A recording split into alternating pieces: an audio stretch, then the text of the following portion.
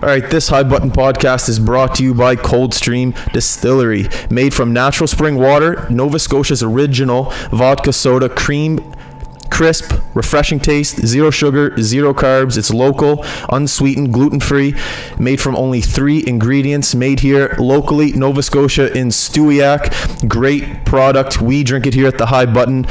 You should be drinking it too wherever you're listening or watching from. Frosh Week is around the corner, so all you young kids out there going back to school, make sure to go to the local NSLC, pick up some of that good Coldstream, and you'll have a great time. It's also good for hangovers too. You won't feel as bad in the morning. All right, let's jump right into it. What's up, Jonni? Thanks for coming, man. I appreciate it. Hey, too, man. I appreciate it. You're big, man. You're ripped. Have you always been like this? Like, when did you get involved into bodybuilding? I was looking at your resume. Very impressive. Bodybuilding was like it was a backup plan. I went to St. Mary's for football. That's scholarship there, yeah. And my last game against Acadia, we were like losing, which sucked. It was our first like loss in like years in the AUS championship, and I'm sitting there like, what am I gonna do next? Because I didn't want to sit in an office and whatnot. So throughout the career, a lot of like guys who were bodybuilding were like, you should bodybuild and stuff. And back then I was like, I'm not bodybuilding, wearing a little banana hammock and all that crap. And I was like, screw that. And then, lo and behold, I'm sitting there like calling the guys back up and like, yo, when's the next bodybuilding show around here? And I just ended up doing the first show April in 2012, and I finished school 2011. So it was like from St. Mary's. Yeah. Okay. So I jumped right into it, head first, right in the deep end, and then found out it was probably the hardest sport I've ever done in my life. Yeah. Like whenever I look at people that are in bodybuilding, when I look at their bodies, I just think of discipline. I just think of like, because when I talk to people as well that are in the thing that you're doing, it's the diet, it's the discipline, it's the sleep, it's the amount of food that you eat. I just feel like so much goes into it. Did you always have that discipline when you were younger, or is it something that you think it came along the way as you got older? The nutrition part of it, which is the really hard part, no, I didn't. I kind of had a little bit of idea, but when I started training like seriously in the 6th grade. So my uncle was a professional tennis coach. Cool. He was also a an all-Canadian football player, this and that, and he brought me to the University of Windsor. I'm from Windsor, Ontario. Okay. And I trained with him for a bit, and then we went on. So like I've always had that passion for like training. That was awesome. Love that. But the nutrition part of it didn't really come in until, I would say, we got a new coach at St. Mary's, Dan Laramie, who introduced calorie intake and carbs, fats, and proteins, and just being able to manage that, because we had to be a certain body fat. Each position had to be a certain body fat at the beginning of training camp. Wow. Yeah. So wait, what position did you play? I played running back. I ended up being running back. Started running back, then ended up playing slot back, DB, then back to slot back, running back. It's like a hash position. Okay. But so we got, we had a little bit of an idea of calories and whatnot, but the discipline of it, man, I've always been disciplined when it came to training. So when it came to this sport, it wasn't really hard for me to be disciplined doing it, because I've always been regimented and whatnot, but I didn't really see or really understand, or I wasn't really aware of the depths of discipline you had to be, because like with any sport, hockey, baseball, football, you take your cleats off, your helmet off, you're done. Yeah. For us, it's like it doesn't stop. Yeah. You jump in, you're committed to it all year long. So yeah. I'm just gonna close that door really quick. Yeah. We can edit it out for a second. Oh yeah. Coffee's great. Is it? It's awesome. I have mixed reviews about the coffee. Some people like it, some people don't. They're not real coffee drinkers then. What's that? They're not real coffee drinkers. I guess. Most people, I don't, with milk, I'm not a big fan of it with milk, but with cream. But my parents, they never have milk or cream in the house, so. Oh well. No. So football, you went to St. Mary's. That's sick. Were you there when they were good? Yeah, that's the best. Well, that's a legit question. It is, because they suck right now. They're not the best, and I'll say they suck. Love you guys. Love you, the Maroon. But you guys suck. And I was there from 2007 to 11. So I was at the tail end of the ride. Like we've been good for like, I think it was like 20 something years. We won the AUS championship. So we were the last class. We were like that last game, 2011 we lost. I was like their first one. And then after that, our coach got fired in the shitty way. And I think that whole situation was like bad karma for the team. So I think for the players for a bit were kind of getting the bad karma from the coach getting let go. Yeah, the coach being like, he was let go in like the shadiest way. Why? What happened? It was I'll be totally open with this. It's pretty shady, but I was able to be really involved within like the community and the football team, because I was like, I came in St. Mary's as an adult student. Like I was 24 when I came in. Okay. And me and Steve Samara were like really close. And it was the last game. We had these 3 awesome recruits from I think it was Concordia. Not Concordia, it was Champlain, one of the really good school, JUCO whatever kind of teams in Quebec. Okay. And we brought them out. This and that, it was great. And then the next day, like they were here on like say like the Thursday after our last game, we brought them out. Sunday comes, coach goes back to his office. His office is locked. And like it was done dirty. It wasn't even like a here's your paper so you can resign on your own kind of thing. It was like they locked his office, they kicked him off the campus. They were trying to take the school or like the team van that he actually got from Oregon's that he had. So he had all of our community stuff, our sponsors and all that. He did a lot of that himself because the school wouldn't really put out the funds. Really? So we did a ton of fundraising, like tons of fundraising. I got actually the Community Service of the Year award. Attaboy. My last year, because of all that. And they just did him dirty. They did him so dirty. And funny thing is he got a job at what is this? Oh my God. It's in Ottawa. The school? Yeah. Ottawa got a brand new school. Carleton, yes. Carleton, yeah. Sorry. Carleton got a brand new, like... athletic facility. I've been there. It's incredible. Millions of dollars. Incredible. In there, privately owned.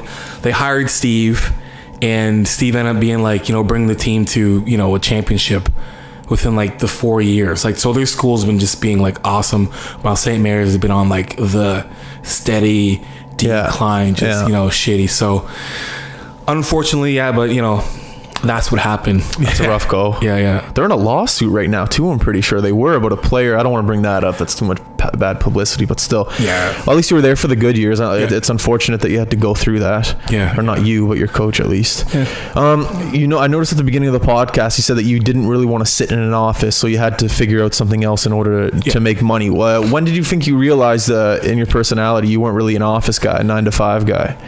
I wasn't a guy to sit in school. So you have, So I enjoyed St. Mary's because I got university. I got to pick my own classes. I did criminology and sociology, and they're very like integrated and whatnot. So I liked school then, but like throughout my earlier days when I was younger, I couldn't stand school. Like I couldn't sit in class for more than like 10 minutes without doing something ridiculous. Yeah, and that actually I paid for that in the long run, but.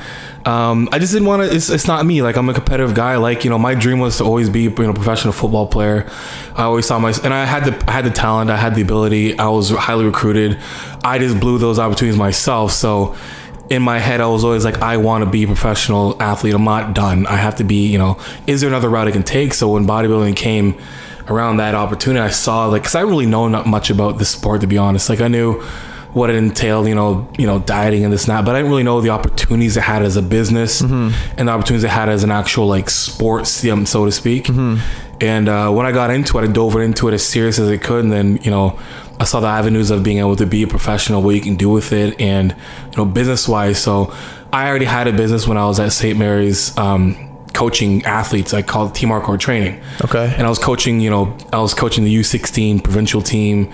I was coaching them, like I was taking a lot of those kids and bring them through like strength and conditioning. So I started off coaching just athletes, and then when I got into bodybuilding, I was like, well, I can get into coaching bodybuilders as well too, contest prep, nutrition, diet, those kind of things, and taking my athletic ability, my athletic knowledge from the past and be able to integrate that into my training, into my programming. And then it just kind of hit off. So bodybuilding doesn't really make you the most money at all when it comes to competing, but it gives you the ability to make a lot of money when it comes to the network ability, which is awesome. So I have my own office now and it's at my house, and I make, you know, I make a career out of it. I'm a sponsored athlete.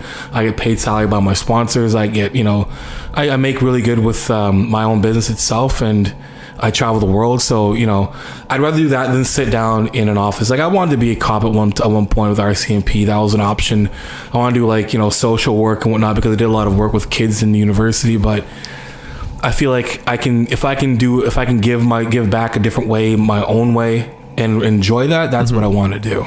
I like how you said you didn't put, like, you don't have a specific thing that you do. You branched off into a bunch of things. You branched off into training, you branched off into other companies, you branched off into football, you branched off into all these things. I hate when people put a cap on business and say this is what we do and that's it. I don't think that's correct. I think that when you put a cap on yourself, it limits yourself to what you can do. And I feel the industry you're in, I feel like the sky is the limit. I don't know, like, do you train people that are overweight and just want to lose weight, or do you train people that just want to get ripped? I train everybody. So it's not just, I'm not just secluded just bodybuilders, because honestly, to be honest, I can't stand training bodybuilders. Why is that? It's just because we're selfish. Really? And everyone, you know, we're prima donnas. You know, it's me. I need this done. And, you know, I enjoy training the bodybuilder. And when I say bodybuilder, I mean like the whole package, like your bikini competitors, your figure, your physique, not just male bodybuilders, but the whole spectrum. And there's not a lot of bodybuilders that are actually going to make it as bodybuilders in whatever class they're in. Plus, it's really hard. So a lot of people really like the idea of it until they have to actually sit there and diet for a show. And then, you know, when it gets really hard, you can see their true colors come out of what they really want to do. Like I hear it all the time, like, this is my passion, I really want to do this. I'm like, well, how long have you been training? A year. I'm like, okay, yeah, well, that's not a passion, sorry to tell you, you know what I mean? So I train, I get more out of training, you know, your general fitness. You know, I train employees at the Nova Scotia Power Building. So I have, like, how does that work? They have an awesome gym facility there, which is dope for the employees. Yeah, it's like, that place is epic. It's almost like it would be like a Google office for just Nova Scotia Power. No way. And Emera, yeah. And now they're building a better gym across the street that's connected. That's gonna be twice the size. So I gotta get in with that. And you know, I train, like, you know, I train people that are overweight, parents. I have a client that had cancer. She found out she had breast cancer while I was training her, and she stayed with the whole time, you know, while going through the whole process, and then went through it, beat cancer. And right now, she's like the most motivating person to see, you know, train. So I love that part. How rewarding is that for you? That's crazy rewarding for me. No money can buy that. No, it's like, and then seeing them, like, because I'm like, you know, you might get some bodybuilders who have some kind of a background in training. Yeah. But taking someone from zero to, you know, to where they're at now is like, that's more rewarding to me. And then seeing them be able to, you know, implement it and like put that into their life. Yeah. And, you know, say, like, I can now, you know, getting off the couch is way easier. Holding my kids is way easier. You know, the kids running around. So I get that kind of feedback that's more rewarding to me than, you know, I got first place. And no, don't get me wrong. When the athletes I do have that are like extremely like passionate, that gets me up too. Like when I get to connect with an athlete who's got that real passion and drive, and you can see their passion is genuine, just like a workhorse, just like ready to run through a wall. That kind of stuff for me is like that. I would love to train that only, but you don't get that. And I'm not going to turn somebody away either, because I'm the kind of guy who's like, if I can bring it out of them, that's great. But as a coach, you can't coach, you know, ambition and hard work, and you can't you have to, that's their choice. You can only give them the plan and hope they do what they're supposed to do. But, you know, I train everybody, and I like that, you know. Yeah, I feel like there's a lot of people, like what we talked about at Nova Scotia Power there, that want to work out, but I feel honestly there's a lot of people that just don't know how, even the basics. I swear to you, like if I didn't play hockey and go to the gym when I was younger, I wouldn't know what to do at the gym. There's been times where I was 16, 15, whatever, 17, like doing something on a machine wrong. And I feel like there's tons of people like that are out there that want to go to the gym but just feel like they're gonna look stupid at the end of the day. So people like you are needed in that sense. It's true. Like it's like the Nova Scotia building is like, I think there's over 500 employees there. It's a nice building. It's a beautiful building. Yeah. And I just put it mic a little bit closer. I had about two classes there that I do Monday, Wednesday, and Friday, and there's the max is only 6 we can hold within that gym. Like within the little they have like a group X little room. Okay. So if you think about it, like it's 12 max out of 500 people that are in that place. So 12 max out of at a time. So at a time. So like if you think about like I train about 12 of their employees, and there's 500 there, and there's probably about like when I go there's probably maybe like 5, because they have a really passionate health and wellness guy that works there that actually makes things work.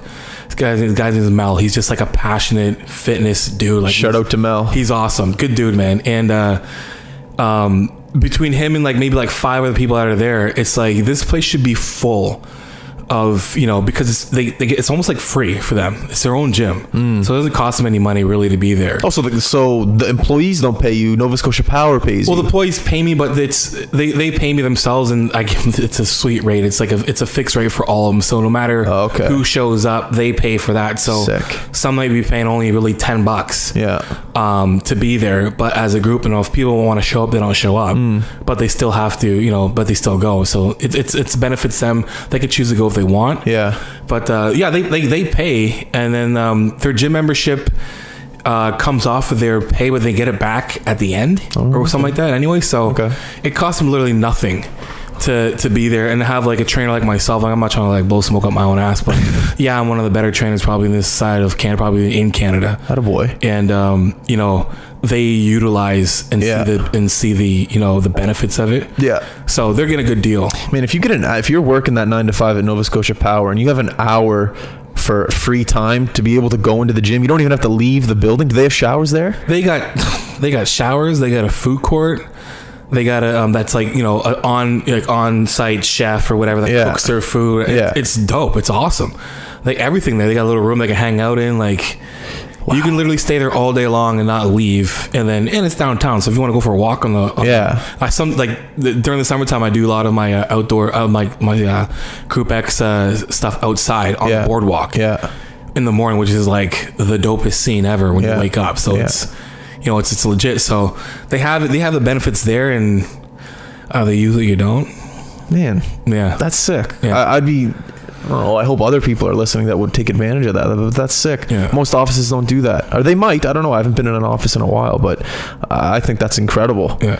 To be able to keep on top of your fitness, because it's like, if you think about it, if you have to be at work at 9, most people won't go to the gym in the morning, or won't get a run in, or won't do something. Yeah. And after 5, if you have kids, I don't know.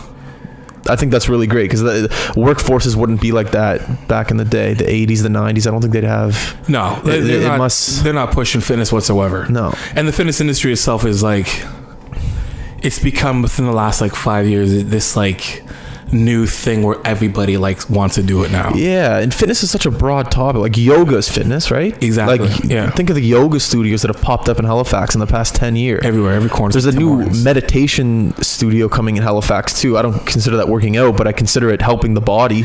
It's helping the mind. It's helping something to make you run smoother at the end of the day. Yeah. Back on the other side, back into the gym. Do you ever get annoyed of people, like you said, like how long it's your passion, but you've only been doing it for a year? Do you ever get annoyed of people coming up being like, hey, how do I shape my shoulder better or something like that? And they're just not going to take that advice and take it to heart. Like when I talk to my doctor and I ask them, I'm like, oh, so what's the most annoying people like coming up to you? And then they say like diabetic people that just don't want to eat better. I feel like for you and what you do, there's people that I would ask you questions and they're not going to take the advice. They just want to talk to you. Maybe is that a thing? It's yeah. I mean, I'm like a walking advertisement. So. I'm in the gym, like, I get the question all the time, but like I use it as an opportunity. It's an opportunity for me, like maybe I might get a client out of it, you know what I mean? Or I'm maybe just helping them out, because it's like, you got to think about like for bodybuilders, for, as a whole, we don't have the best reputation when it comes to, interaction. Bodybuilders are like, meatheads, hood up over their head. Well, you're intimidating. If I saw you in the gym, if we had no conversation, I saw you, I would just be like, that guy, I just don't want to talk to him. He's probably he's ripped, he's in the zone. You probably have a hood on or something, headphones. Like it's an intimidating factor. But I get it. You're working your body, but I understand the reputation aspect of it. Yeah. So I do my best to, and it doesn't take me effort. It's not like I have to like change myself, like count back to 10 and be like, take a deep breath before I lose my mind. But it's I think it's like my obligation to go. I'm the kind of guy that literally will see somebody training and I'll go out of my way and be like, hey, do this instead. And I'm not really. Sometimes I'm thinking almost like business after, but just really doing them a service, because I know no one in the gym really knows what they're doing. Like 90% of people you're right. have zero clue what they're doing in the gym. Yeah. And when I see somebody do something wonky, especially like a Good Life, and sorry, Good Life, but they're not gonna go out of their way to help you out. If you're not paying for them, they don't give a shit. Period. So I'll go and help them out. I'll give them a point, and they're like, oh, thanks. But then again, now they can say like, I met a bodybuilder, he was cool. Yeah. Instead of being like, I met this bodybuilder who's a dick. Yeah. You know what I mean? So it's very easy for me to do. I like it. I like talking. Well, it's your passion. Yeah. You like selling it. Do you carry cards at the gym? No. I don't even. To be honest, like most of my my advertisement comes from like referral. It's like literally 100% referral. That's good. So that means word of mouth is working for you. It is, and I've thought about it, like maybe put a little more effort into actually advertising around here, because I do see it. I do see a lot of trainers around here who are getting awards for certain things, and I'm looking at them like, man, like, not anything against them, but I know the quality of what they're bringing, and I'm like, I need to put myself out there more, because people could probably utilize me a lot more than, this industry is like, is very, logic goes out the window when it comes to fitness. If I go to a doctor, I know my doctor went to school for 9 years or whatever, got their degree, went to whatever, pre-med. I know he's a doctor. Yeah. I wouldn't go to a doctor and be like, yo, what's your background? Like, I watched House. I watched every season of House, and I've been to the doctor. You know what I mean? Like, and that's the fitness industry for you. It's like, what's your certification? I did a bodybuilding show. Or I've been working out for 20 years. It's like, that doesn't matter. Like, so do you think there's people in the industry making money because they're doing that? 100%. So they're better at the business side of it than the actual lifting of the weights or training part of it. I wouldn't even say really business, because it's not hard to sell yourself when you look better than the person you're selling your whatever to. You know what I mean? It's not hard. If I walk up to somebody, like, they're automatically gonna be like, this guy has to know what he's talking about, because he's he looks big, he's better than I am. That's what it is. And people don't really, not many people will ask, what's your certification? What's your qualification? They'll just be like, you look better than me, I'll pay you for this. And it takes no effort whatsoever to sell yourself. So a lot of people are getting a lot of fake news, like tons of fake news. I got clients who have been with other people who are, who don't even know how to do, like, I've been asked questions by some people for help to help train some new client they have. And they're like, hey, I got a new guy and he needs to lose weight. Where do you go from there? And I'm like, how do you train this person if you know what the heck you're doing? Why are you asking me these questions? Yeah. First of all, you should know what you're doing regardless. But these people have 5 to 10 to 20 clients that just don't know what they're actually getting. But it's very easy to fool people in this industry. It's very, very easy to fool them because no one asks. I feel like all you need to really be is you need to be a great talker. You have to show the results in your own body. That's it. That's completely it. No one knows the difference between me and Jimmy Joe down the street, especially when it comes to I was interviewing a girl, Jen Dory. She's going to the Olympia this year. Shout out to Jen. She's awesome. And she's like, bodybuilders are on Mars, and we're everything on Mars. We're the shit on Mars. Off Mars, no one knows what the heck we are. No one knows the difference between an IFBB pro or somebody who's done one bodybuilding show. They see bodybuilder, that's it. That sounds like a business opportunity to me. It is.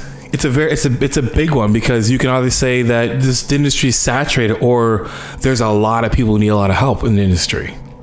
So I just think if there's a huge misconception about bodybuilders, and you're saying that you're all on Mars and that's it, and there's another part of the world that doesn't really know who you are, your personality, I see that as a market that's not tapped into. I see I don't know. I picture something else that could come from that. If you're, when I see your body, I see a mentally strong person, because I'm mentally strong, but I don't care for working out, lifting weight. That's not my thing. Mentally strong is another aspect in life for me. Yeah. But when people see you, at least when I see you, I think of a guy that's committed to what he's doing. Yeah. And when people see that, they might get intimidated because, you're massive. And I get what you're saying, how you're on Mars.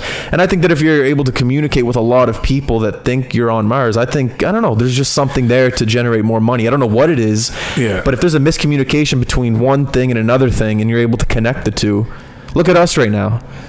Well, that's why look at us. And that's why I'm here, to be honest. Like, it's just an opportunity to be able to, like, let's go on a podcast that doesn't cater to bodybuilders. You know what I mean? Yeah. It's like, good for you. Who would have thought that, it's like, take those, I see those as opportunities to be like, I don't want to be, I'm a bodybuilder. I am. That's what I do. But I didn't start bodybuilding. I started in a quote unquote real sport, in a sense where we're more mainstream. So I come from a mainstream world, and then I kind of section off into a very niche sport. So my heart and my life and who I am is very more mainstream than it is stuck in bodybuilding. So I've always wanted to make sure that I didn't just stick with the bodybuilding crew or the industry, where I wanted to make sure that I can reach out to everybody who's not in that, niche, category. So, because to be honest, like, fitness is about like 2-3, not even, probably less than 1% of the world population. And then you take just the people who are actually in, fitness, how they take that actual percentage of the population of them, how many of those people are actually serious about what they do, and how many of those people actually know what they're doing, and how many of those people are actually just normal people. I see what you're saying. Because everybody knows how everybody goes to the gym, but everybody knows anything about bodybuilding. I see what you're saying. And bodybuilding, to be honest, is the epicenter, is the core of fitness. That's how it started. You wouldn't have gyms or equipment or any of that if bodybuilding didn't start with the Joe Weider brothers. They're actually from, but people don't really know. Did you go to Venice and see the gym? Oh yeah. Me too. I was there I compete at the California Pro. Were you there? Yeah. Nice. Awesome place, man. I went to Venice and saw the gym. I didn't work out there, but I was watching the place. Really cool. History up that whole, it's awesome. Do you know, I don't really know anything about it. Can you can you tell the listeners a little bit about it? Do you know much about it? Ed Connors. Ed Connors is he's old. He's retired now. He used to own the Golds. That famous gym. Yeah. That's still a gym, right? It's still there. Yeah. It's still there. But it's in America, not in Canada. Yes. Yeah. So basically how fitness really started, to be honest, is Joe and Ben Weider. If anyone knows those names, or he has a thing on Venice Beach, like a sign of him. That guy. The Ben and Joe, the Weider brothers. Started the magazines and stuff, and they started bodybuilding. So if you see Arnold Schwarzenegger, they started the whole fitness industry in a sense, where they started the IFBB League and the Olympia, which is the Super Bowl of bodybuilding, all bodybuilding shows. Is that still, the Olympia is still a thing? Yeah, it's happening in about September 14th, 15th, 16th. So it's coming up. Yeah, I go every year. Is it in Vegas? It's in I was gonna say everything big is in Vegas. Yeah, it used to be actually New York, and then it moved to Vegas. But that all started they're from the Weider brothers are from Montreal. So in the 1940s, or I think it's 40s or 30s, whatever. They've been around. They started this whole thing, and then they moved to the States, and then it blew up in the States. That's how things happen in the world.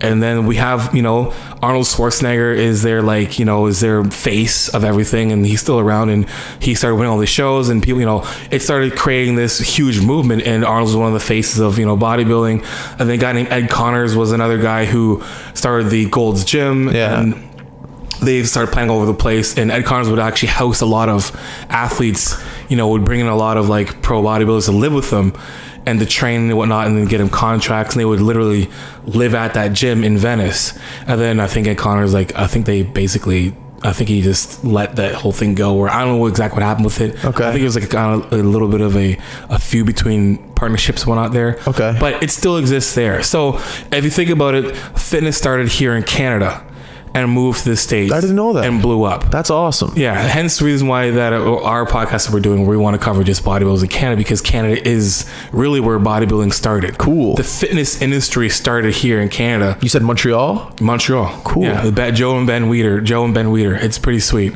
No one knows that.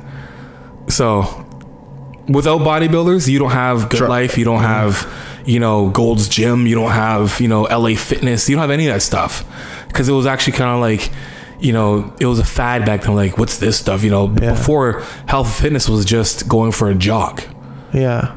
Right? I guarantee 100% of the listeners listening did not know that fitness started in Montreal or just Canada. Yeah. That's sick. Yeah. How do you Arnold Schwarzenegger. Yeah. Have you ever seen him in the flesh in Vegas? Yeah. You ever talked to him? Yeah, one time. Did you? He's like above, and he's like just. He's a god. He like when he. I'll say he's a god, but like when the dude is like he's the American dream to the nth degree. You know what I mean? Yeah. Like, comes over, ends up, bodybuilding, can't really speak English, takes English classes and stuff to speak for movies, gets in movies. And then all of a sudden he's one of the best, he starts the best action. He's the man that starts those action hero-esque characters. Then he becomes a governor. And then he starts his own show, the Arnold Classic, which is like around the world now. The Arnold Classic show itself has more athletes in it than the Olympics, which is nuts. And it's only 1% of the world that is in this community. It's probably less. There's 8 billion people on this earth. Man, it speaks to me about the psychology of people that want to have this physique. That's incredible to me. Yeah. Like 1% of the world, but yet it has more. You said the Olympics? Yeah. That's incredible. That's mind blowing. Yeah. That's mind fucking blowing. Yeah, it's pretty sweet. And then watching Arnold with his crew, is like Arnold's in the middle, and he's got maybe like 3 layers of security when he walks around. No, he doesn't. Yeah. Why would he have security? He doesn't seem like a guy like people would want to harm. I think he probably wouldn't have that much if he wasn't a governor. Is he still a governor? No, but he's he's heavily involved in politics. Is he? So obviously what he says does carry a long way. Yeah. So which is pretty cool. Like, bodybuilding itself, that guy who's really was a face of bodybuilding is a person who can like speak about Donald Trump. Like if you honestly, if you go on his Instagram, yeah, he jives at Donald Trump all the time. Does he? All the time. He calls him out all the time, and it's cool to see, because there's this dude from Austria that still has this like Austrian accent. Yeah, that's just like calling out about like legit like political issues that Trump is blowing it. Now I don't want to get into Trump because that's a whole new like monster. We'll be here for like days talking about that. But yeah, it's very interesting. No one really knows anything about this at all. Well, the guy has a great reputation. I feel like he's a great leader for the industry that you are in. Huge. Just came over from another country, like you said, took acting classes now. Yeah. Doing what he does. Yeah. That's incredible. I'd love to get out to one of those things. Well, I'd love to get to Vegas in general, but I'd love to go see an event like that. It would be an interesting event to cover. It's cool. It's we actually, if you don't have to go far. If you can't get there, myself and Greg Doucette, we have a company called the Movement Promotions. The Movement Promotions. I like that. Movement Promotions, and we have our own bodybuilding show here in Nova Scotia, which is part of the IFBB. Okay. It's a regional qualifier that gets athletes to start at that amateur level that can get them to the next level, which would be a national qualifier that gives them the opportunity to win a pro card. So we have our show at the Casino Nova Scotia next year, April 27th. Just so you know, April 27th. Plug away. April 27th next year, Casino Nova Scotia. It's the Nova Scotia Physique Championships. Boom. So if you want to like see what it's kind of an idea of what it's like at a very small scale. Okay. Where is it held? Sorry. Casino Nova Scotia. Okay. So it's in the Schooner Room. If I wanted a media pass, who would I go talk to about that? Me. You? I'm the promoter. Okay, can I get a media pass? For sure. All right, because we do I don't know if you've seen what we do. We do street interviews. We'll cover events and things like that. Yeah, I would love you there for sure. Okay, definitely. We'll do that. We'll set that up. Yeah. Any event that we cover that I know nothing about, I find is 10 times better because I gain so much more information and I have more questions. Just like this podcast, I can only talk for an hour, but I could talk to you probably for 5 hours about what you do because I know nothing about it. It's like you said, you're on Mars. It's another world to me. It's just fascinating how you're able to generate money, how you're able to have a career in this, how you're able to travel the world, how you're able to do all of this thing. I don't know. It's incredible to me. Yeah. I think it's sick. Did you ever go anywhere else other than Vegas? Like where other places have you traveled to? Shoot, well, so in the period of 5 weeks, I was in Jakarta, Indonesia. I was guest posing for a show. They have their little like physique show. It's actually not little at all. It's like huge. They have like 400 competitors, all males. Is that a lot? 400 competitors? Like I don't know what. Oh well, yeah, yes, yeah. It's like 400. Like it's 400 people competing. So how many people would be in the Arnold Classic? The Arnold Classic itself. So the Arnold Classic isn't just bodybuilding. They cover bodybuilding, powerlifting, CrossFit, Taekwondo, wrestling, archery, yeah. Well, I'm talking like everything. It has like every single So there's so many different thousands. So there's about 10,000 athletes at that show. Jesus. And now he has the Arnold Classic in Ohio, the original one. Then he has the Arnold Classic Africa, the Arnold Classic Australia, the Arnold Classic. Why Ohio? The original. I forget exactly what it is, but I remember he started the Arnold Classic there himself in Ohio. I don't know why. I forget. Ohio, interesting. I forget why it's there, but it's like when it's there, that whole city is shut down. Like it's in Cleveland, Ohio. So the whole world essentially goes Columbus, Ohio. So the whole world must go there. Everybody in the world, or the 1%. The world, yeah, they come to that show. It's the main one, so it's the most prestigious Arnold Classic. Really? Yeah. I've competed at this show twice. Did you? As an amateur, yeah. So they have an amateur division that runs with the pro division. Okay. So the pros and amateurs compete in like the same weekend. Yeah. Plus you have all these other, strongman, powerlifting, everything. It's pretty crazy. It's like it's a circus. I swear to God, it's really cool. 24 hours before a competition, what are you doing? Are you not eating? Are you sleeping? Are you like what do you do? It's like, is it hell? It's not hell. Leading up to the 24 hours is hell. The last 24 hours is more like a relief. So 48 hours then. But it's like it's very, very specific. It's very scientific. A lot of people are like, you just cut water, right? It's like, no, like leading up to that, you're basically depleting yourself of carbohydrates, glycogen, what fills your muscles up.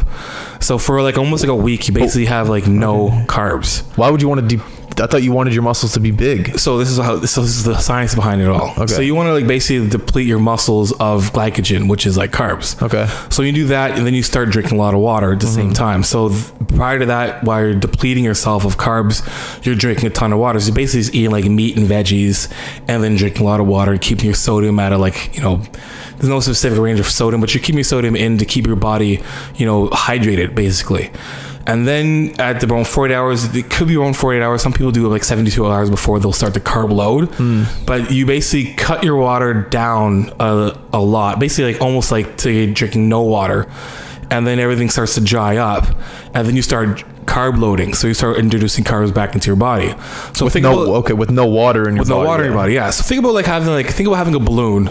Okay. And your balloon, you have a balloon full of like water. You're putting a bunch of water and carbs in this balloon. Chicken, whatever, in the balloon. Yeah. And then you suck all the rice and stuff out, and you suck all the water out, and you just have chicken stuffed in this like gross looking balloon. Okay. And then you start to jam carbs back into the balloon. So it starts to, those little like wrinklers you start to push. I see. Okay. It starts getting smoother, but like more denser and denser and denser. And then you add a little bit of water to kind of push it a little more. Oh. So basically you're what you're trying to do is like take the outer layer of your skin, your subcutaneous skin level. So basically like your skin, and then there's like a little bit of fat and then water above your muscles. Say that again, sorry. So your skin first. And then under your skin, which is like subcutaneous, is basically like level of water and fat mix. So if you pinch your skin, there's like water and fat in there above your muscle. Okay. So the whole process of this whole thing is to try to get all that fat away so there's just water left. Oh. And you can't really go lower than about 4% as a male because you just can't survive on less than 4%. Okay. So then when you take all the fat layers out, then you deplete it, then you start to take all the water out. So when the fat and the water is gone, the skin is just on muscle. Right? Oh, I get it. Okay. So that ripped look you see, when you see like guys who are ripped, you see like the cuts and striations and stuff. Yeah. That's a result of a very, very low body fat percentage and very low water. Right. Okay. That the bigger look you get is when you start to eat more carbohydrates. So carbohydrates come with water, like little bits of water. I think it's about like 250 grams, something like that, of water. Every carb you have introduces a little bit of water back into your system, but the water goes into the muscle, not over the muscle. So it's basically like pushing the muscle closer to the skin. So that's basically what you're doing. But it's a very grueling process because you're freaking thirsty. You're extremely tired. You have no, because fat is energy. When you have no fat in your body, like the lower amounts of fat, you're literally like zombie mode. Yeah. You can't really think straight because your brain needs fat. So like, as healthy as it is, that process doesn't sound is healthy. not healthy whatsoever, because your body doesn't want to be in that. Like, your body is always thinking harmony, always thinking like homeostasis.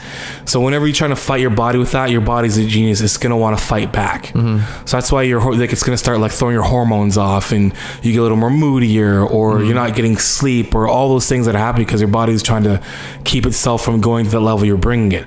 That's what makes bodybuilding so hard, is that you're trying to bring your body to a place where it's never supposed to go, and all your body really knows how to do is survive. So it's going to do its best to make sure it doesn't go to where you're trying to bring it. So you're constantly fighting your body, and in that process of making this ultimately beautiful physique is like crazy internal turmoil, mentally and physically and biologically, in your body for about, I would say, a minute on stage. Right? So 12, 16 weeks for about a minute. Just thinking about that, I'm just... What about after a competition? Like, you go right to McDonald's, like, what's your thing right after? What's your reward? The reward is you, like, the thing is, like, you don't want to, like, a lot of people think that that's, as soon as you're done, you're just going bonkers, and you go into my first competition. That was me. Like, before that whole process, me and my friend who were competing together, we went to Bulk Barn. We like got a bunch of, like, gob stuff, every treat you can get. We like hit it in the car, like, we're eating this as soon as it's done.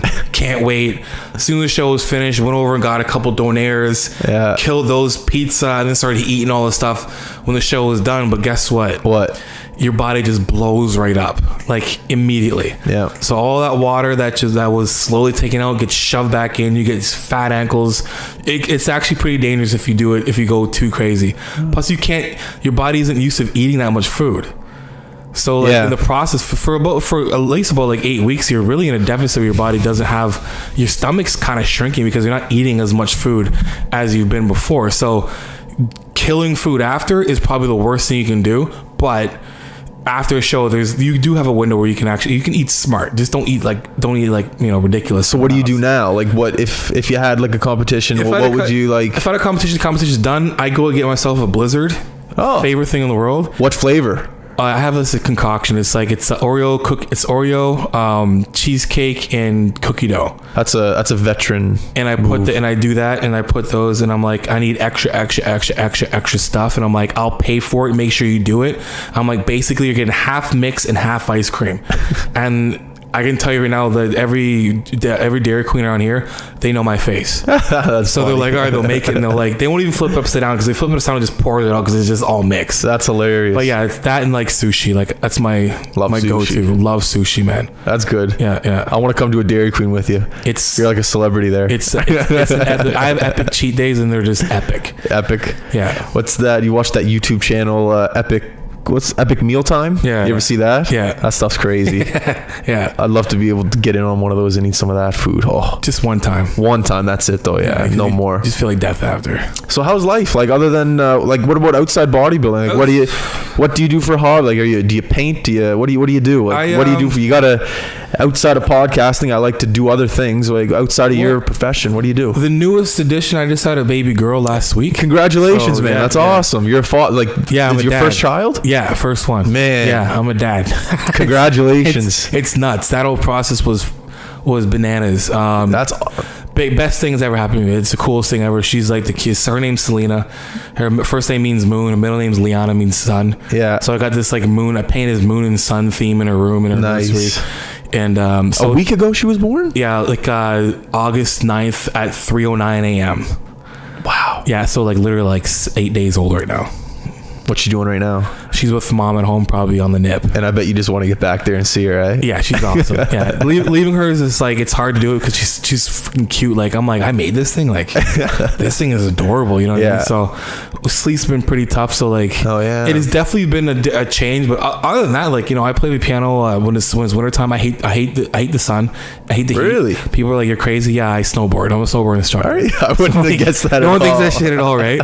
So like, I just, you know, when it's wintertime, man, we're gonna try and plan a you know, an actual trip to like maybe like Sugarloaf, Mont Tremblant or something, or even Sugarloaf. Yeah, I've been to Mont Tremblant. Beautiful, awesome place. Yeah, it's beautiful. It's same company as Whistler. Is it? Yeah, beautiful place. I love it. So I'm gonna go there. We've been.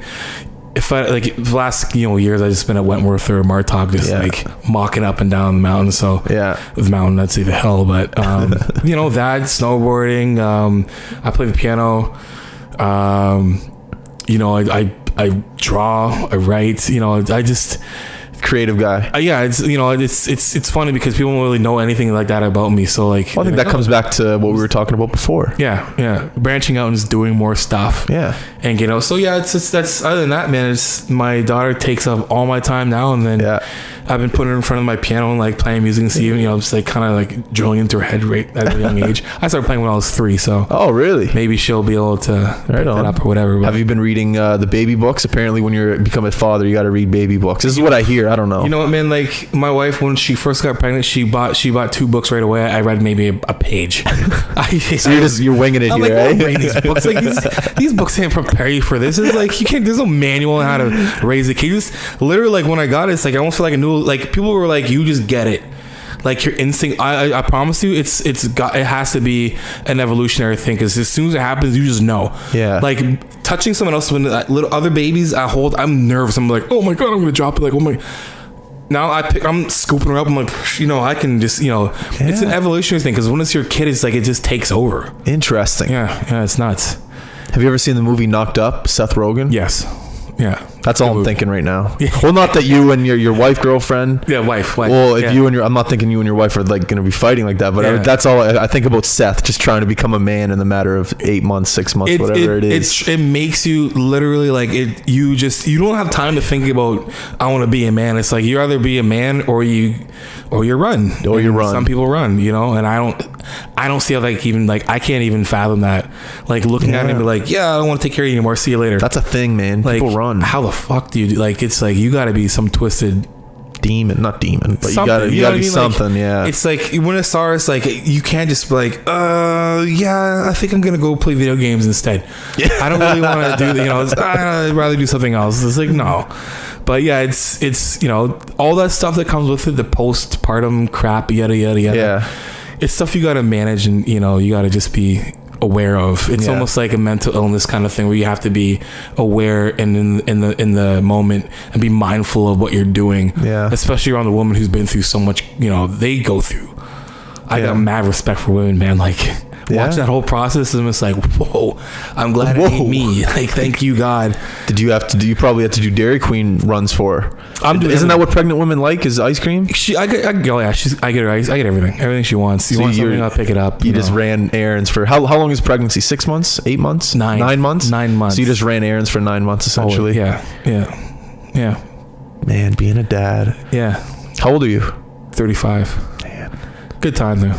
I don't know if I could have a kid before the age of 35. No, I think that you're at the right age. You think? Yeah, I would have had a child a long time ago when I was like 22. Yeah, me and the ex had a abortion, but that's, you know, so think about that. Maybe it would have changed my life then, but for me, it's like, I think, you know, as being in my 20s and stuff is like, yo, we're not that smart until we're like almost in our 30s. Like, I didn't really start getting it till I was 30. Yeah. So like, anybody who has a kid earlier than that, they got to man up real quick, because it's good advice. Yeah. What's one thing like you worry about, like, as a protecting a child? Like, is it social media? Is it phones? Is it giving her an iPad too early? Like, is it boys when she's dating? Like, what's one thing as a father that you like? Like, what's one thing you think? This is like one of those, like, this is like a all out podcast, right? Like, I don't gotta be censored, do it. No, you can. You want to say fuck? You can say anything. So when you have a boy, you got to worry about one dick. Yeah. When you got a girl, you got to worry about a million dicks, right? So you're just thinking of dicks all day right now. I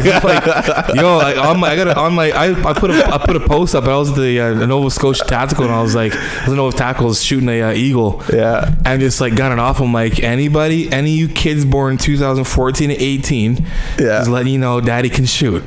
So, and I'm dead serious. Like, I'm thinking because I'm a dude, right? Because like, thinking like, it's a karma baby. Honestly, like it's for me, it's a karma baby. I was never gonna get a boy. Yeah. Like the world was not gonna reward me with a boy. I wasn't the best dude when I was younger. Yeah, none of us are. Yeah, so you're probably gonna get a girl. So probably. Good luck. Yeah, but it softens you up, man. It softens you up and makes you so like patient. But you immediately start thinking about like, dick pics and stuff. If I see it, one dick, like when do I, because you can't control that shit, right? Like you can't. It's like, what do you do? Like, like what do you do when you get home, your daughter, because you're gonna have your daughter's passwords on everything, right? I don't know, man. I'm gonna Are you? I'm gonna be sneaky about it, like, you know what I'm saying? But if I see one, I'm going over and knocking dude out. But if I had a son, and you're sending off dick pics, I'd be like, yo, bro, like that's stupid. What are you doing? And I'd be like, yo, who's the girl? Yeah. You know what I'm saying? It's just it's a whole this different dynamic, man. It's just Here's what I'm thinking. So you've seen Bad Boys and Will Smith. Yeah. Well, even though I'm not black, I can be Martin and you can be Will Smith. Actually, no, you can be. Who was the daughter? It was Martin. Martin had the daughter. So I can be Will Smith. Yeah. Even though I'm white, I can still play the role. Hey. You can be Martin, and when the boy comes, was it prom? Yeah, he's picking her up for prom. We'll pull that. So how you're 18? So 18 years down the road, give me a call. We'll do it off. I'm cool as long as you're bigger than the dude. I'll start lifting weights. I can get. It better be. If I see some jack dude with my daughter, I'd be like, yo, listen. First of all, no football players, and I've already exited off. Like no hockey players either. No hockey players. Football and hockey players are out of the question. Not a chance. No way. I know we both are. So not happening. And I'm like, maybe just Asians and Indians. She can date those two because they're pretty. I don't know. Yeah, Asians is a safe bet. Yeah. The only thing they got going is they're not the best drivers, but everything else is pretty good. Yeah, that's fine. I don't have to worry about them being with their boys and locker room banter. God, man. All right, man. Let's wrap it up. Do you want? You got anything? If you want to plug away some businesses or events that you're doing here soon, feel free. Go ahead. Yeah. So if you're in the area, Nova Scotia, we are having our bodybuilding show next year at the Casino Nova Scotia. It's the Nova Scotia Physique Championships. Our second one. This one that just passed was absolutely amazing. So if you're in the bodybuilding industry, fitness industry, you want to showcase your physique for the first time, or just get up there and get yourself qualified for the national qualifiers, make sure you're there at Nova Scotia, Casino Nova Scotia, April 27th. I also got to thank my sponsor, Nutribolics, Grillaware, Versa Grips, Grip Fit Audio, Jaguar Suits, and the city of Nova Scotia. Yeah, that's a great one. Yeah, the city of Nova Scotia. Yeah. And the event that you just mentioned, the High Button, will be there too. Yeah. So if you want to come talk to us, feel free. We'll be there. Definitely. Once again, I want to give a shout out to Coldstream for sponsoring this podcast. Delicious product. Thank you very much to Coldstream. Jonni, thank you for coming on, man. I appreciate it. It was a great conversation. Yeah, man. 18 years down the road. Yeah. Prom. That'll be us. I got you. All right, everyone that's listening, I appreciate you guys tuning in. If you could do me a favor, go to all of our social media outlets. That's Facebook, that's YouTube, that's Instagram, that's Twitter, that's SoundCloud, that's iTunes, that's all that good stuff. If you could like, subscribe, comment, I would truly appreciate that. Once again, I love each and every one of you for listening and tuning in with us here at The High Button. We will be back next week. We are out.